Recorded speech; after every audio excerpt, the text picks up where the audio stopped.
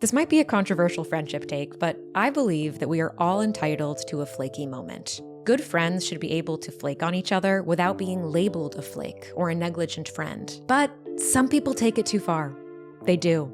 It's hard to keep up a friendship with somebody who constantly bails, never acknowledges it, and makes no effort to show up in the future. It's a complicated topic, I get it, but I still think that we throw the word flake around too casually sometimes, ruining friendships that might be saved if for a little communication and a shift in perspective. You all have sent me a lot of questions about flaky friends on Instagram over the last few months, and today I'm answering those questions rapid fire style. If this topic and format rings a bell, that's because it's not the first time we've talked about it on this show. Earlier this year, I recorded a full advice column episode all about flaky friendships. I filmed at a hotel room in Mexico because I was there for a friend's wedding. And right after taping the main episode, I filmed this rapid fire Q&A, answering the questions you guys had just sent me on Instagram. And I told you that I was going to publish it. And here's where I owe you an apology. I taped that episode. I said I was going to publish it, and then I didn't. Instead, I actually got pretty burned out and took a break from this podcast. And I never uploaded this footage. I didn't even look at it. Until now. So today, I'm finally delivering that rapid-fire Q&A about flaky friends that I promised you 6 months ago. I'm really sorry that I didn't stick to my word back then, but I'm glad that you're here now. If you're new to the podcast, welcome to Hello Haze. This episode is going to be a little snappier than usual, but still very me. And if you're a loyal podcast listener, welcome back, and next week we'll be back to the typical vibe. All right, let's get into it. Is flakiness just a case of people not caring enough about the friendship? No. I would never say something absolute like that. Sometimes people flake and bail and don't show up because the friendship isn't important to them. But have more faith and trust in your friendships than that. And if you don't have faith and trust in that friendship, that's another conversation. But if the faith and trust is there, then I would never make such a grand statement about flakiness. Because what we need in life is to be more flexible and understanding of each other. And that's a two-way street, though. That's a two-way street. So if the person who you feel is flaky isn't showing you love and understanding and respect in other ways, then maybe this friendship isn't good, isn't working for you anymore. But I wouldn't say it's because they're flaky, it's because of another reason. And sometimes the flakiness is just what makes us look at the reality and see what this friendship actually is. And it's more than just flaky, it's not working. How can I explain my constant lack of energy as a reason for being flaky or not agreeing to go? For one, if you're dealing with a constant lack of energy right now and not wanting to do things that you typically would enjoy, that's something that I would probably seek additional help for. And I think help can be found in the form of honest conversations with friends and family and loved ones, but that could also be a sign of depression and just some other stuff that we all would need a little bit additional support for. So that's what I'll say, number one. And then I would say to my friend, hey, I'm going through a hard time right now and I'm feeling much more exhausted than usual. So doing things like late dinners is really hard for me. And maybe you say, like, I'd love to have you over for an early dinner and hang out. Or I'd love to go for a walk. Like, think about what the things are that you would be willing to do and suggest those. Give people ways to support you. Don't close yourself off, even if you feel like you want to because of what you're going through. I get that. I totally understand, like, wanting to kind of distance yourself. One of the things I do when I'm struggling is I definitely withdraw.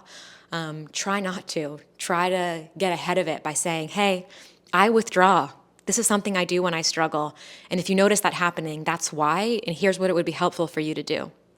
Here's what I'm going to try to do too. And if someone suggests something that you really don't think you have the energy for, say that.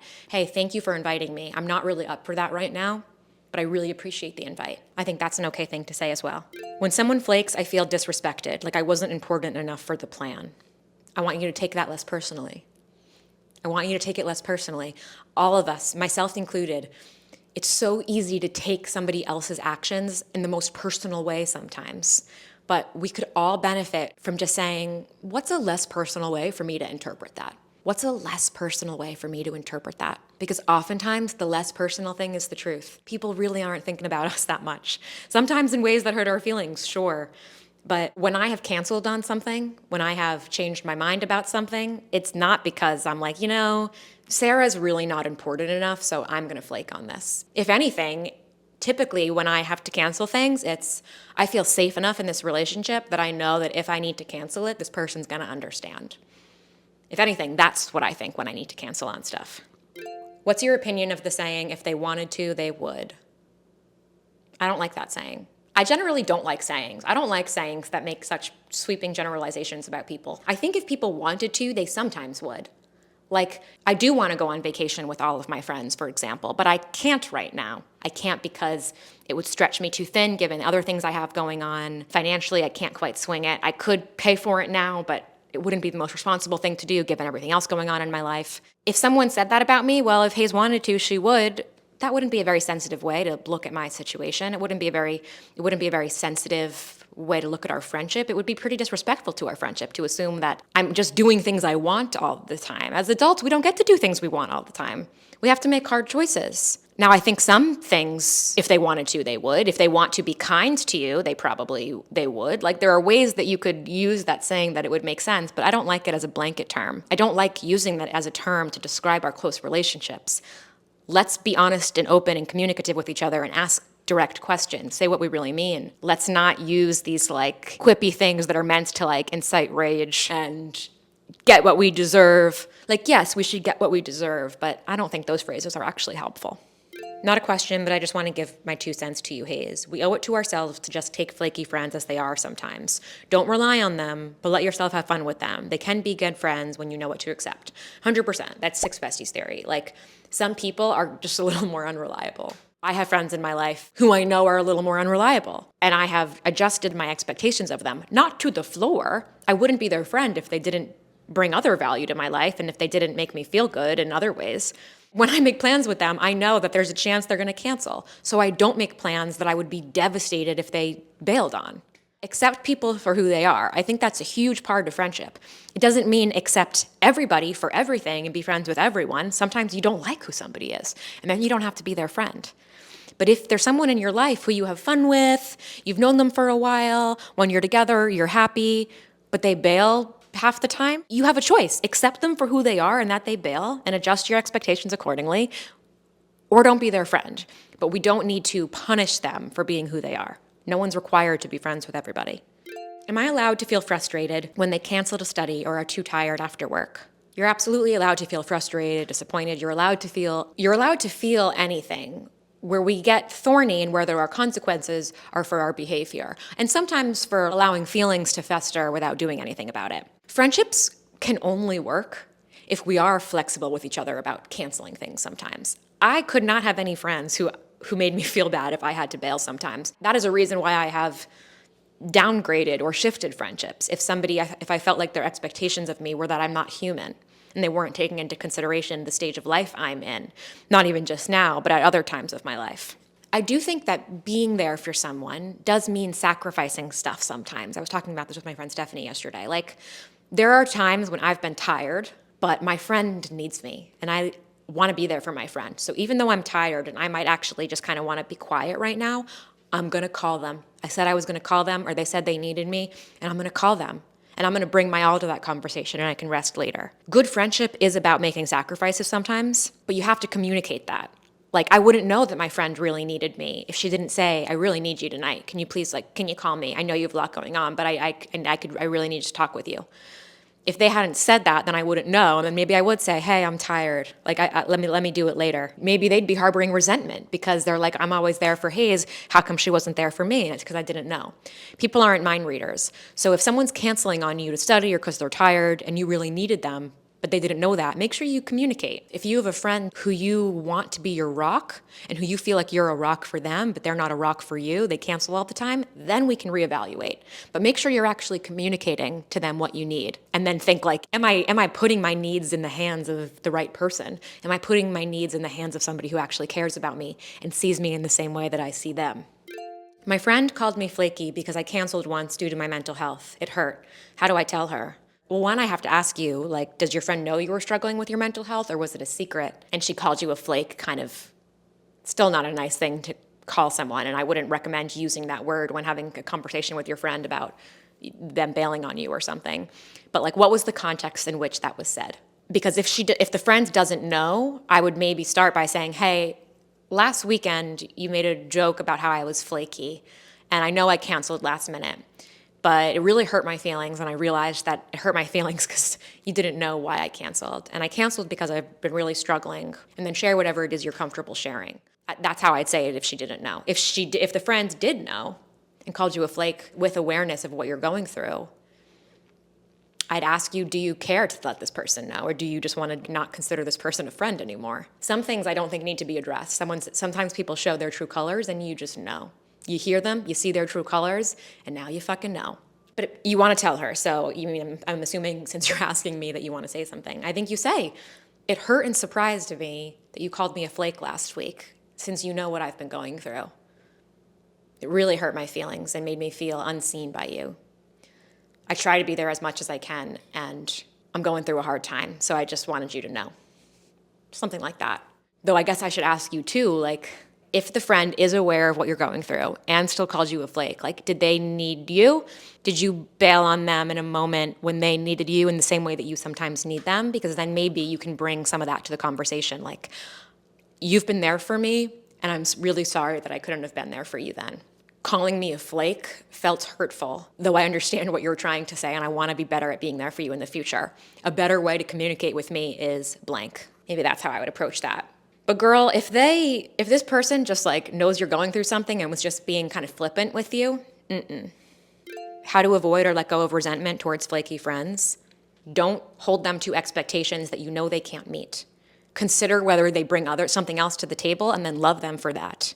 Don't invite them to things that you'd be really upset if they couldn't come to. Don't invite your flaky friend as your +1 to the big work event when you really need someone strong and stable by your side. I think the best way to let go of resentment is through acceptance. And if there's nothing good to accept about them, then you just let the friendship go altogether.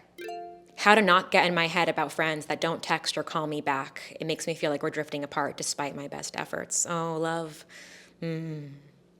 I feel this so much. I actually have a new-ish friend who is not... I myself am not a very good texter. It's a flaw of mine, but I'm not even convinced that it's a flaw I need to fix. And yet I have this new friend who also isn't a very good texter, and a lot of the times I've taken her not texting me back right away as oh, does she think I'm annoying? Are we not gonna be friends? But then she'll get back to me and then we hang out and everything's fucking fine. And I think what I really try to say to myself is when I haven't gotten back to somebody right away, why was it? You know what? The honest truth is sometimes it's because I didn't want to respond to them.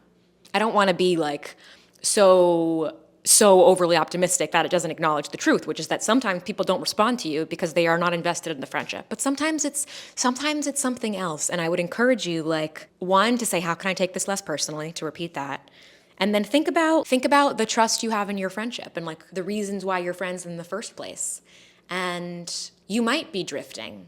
I have friends who we don't text and we don't talk that much anymore. But because I have trust in the origins of our friendship, I know that when I see them, when I go home or when I'm in town or they're in town, I know that 3 hours together is going to be really special. And I think trusting the origins of your friendship is what allows you to have space from people. What doesn't work generally is when people's lives are evolving, if you're texting them incessantly and losing your mind about whether they're responding to you or not. It probably makes them feel really suffocated and pressured, and it makes you feel insane. So if you're worried specifically about distance and friendships evolving, try to just have trust in the bond you have, and that even if you don't talk for 3 months, 6 months, when you see each other, that time is going to be really special. And it means something. Friends are not only the people that we stay in constant touch with. Friends are the people that we have history with. And that history means something. Trust your history. Someone wrote, I would like to apologize on behalf of all flaky friends. As one, I feel bad when I do it. I think apology accepted, and don't be so hard on yourself. I think the best way to deal with what we are perceiving as flakiness is to be self-aware and to acknowledge it and to reschedule, to make it up to people, to show that you care and that you're invested when you can. Sometimes we can't. Sometimes life is such that I have to cancel this month and I actually don't know when I can reschedule. That's an okay thing to say. But I think the best way to deal with feeling bad about your behavior is to kind of own it, acknowledge it, and then don't be so hard on yourself, then let it go.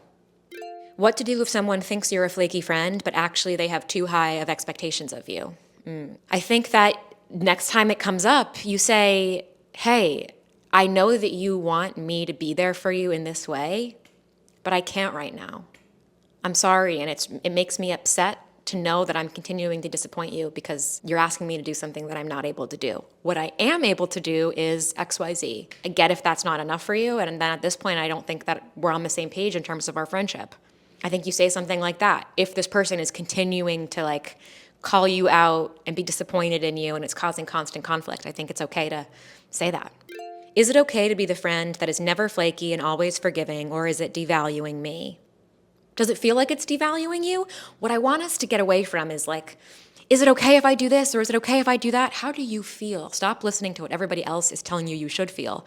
Do you feel devalued in the friendship? If you feel devalued, then it's probably not working.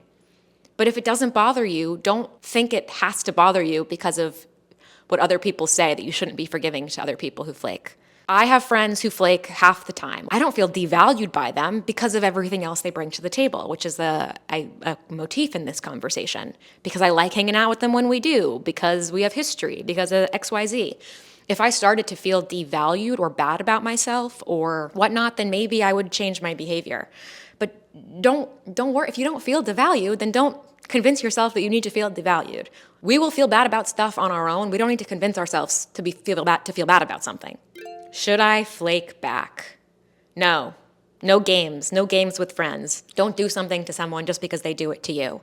Be real and authentic. If you can't make it, fine, but do not flake on someone just to give them a taste of their own medicine. I would sooner tell them how you feel than to do that. How do we actively not be a flaky friend when we genuinely have a lot going on in life? I think that you have to accept that you won't be able to be there for everybody and that might affect your friendships and that might affect some relationships, but you can be honest with the people that you want to maintain a relationship with, honest and kind, and initiate when you can, and be kind to yourself. Be kind to yourself and honest with others and generous with others, and accept that some people aren't going to get it. Some of your friendships will change, but some won't.